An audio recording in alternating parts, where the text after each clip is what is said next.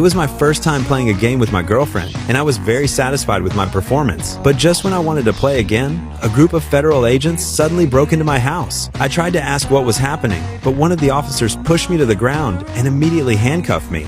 Later, they searched my house and found a large number of artworks and a huge amount of cash, and even 2 heavy weapons. Fuck is this, Jimbo?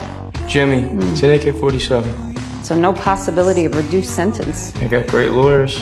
They turn water into wine? Facing the accusations from the police, I didn't panic at all. I knew that even if I ended up in prison, my father would definitely find a way to get me out. However, what I didn't expect was that this time, my father, in order to protect the family's interests, made a compromise with the prosecutor. He told me that if I pleaded guilty, the judge would only sentence me to 4 years in prison. Although I found it hard to accept, I reluctantly agreed under my father's insistence. So, in court, I publicly admitted my crimes. But later, the judge claimed that I had possessed heavy weapons for my own personal interests and sentenced me directly to 10 years in prison.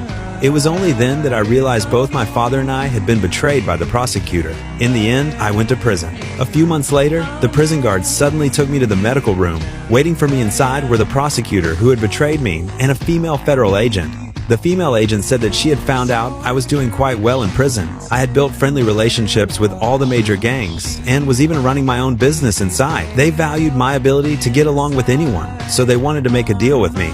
They wanted me to get close to a serial killer who had murdered many people. The police had never found the victims' bodies, so they needed me to obtain more useful information. In return, they would reduce the rest of my sentence. The offer sounded tempting, but I knew the prison that held the serial killer was full of mentally unstable inmates, so I immediately refused their deal. The female agent told me to think about it before making a decision. Before leaving, she handed me a file.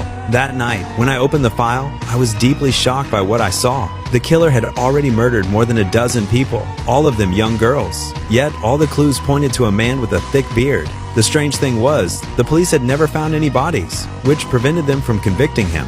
After reading the file, I didn't know what to do, so the next day, I went to ask my father for advice. And my father's advice surprised me even more.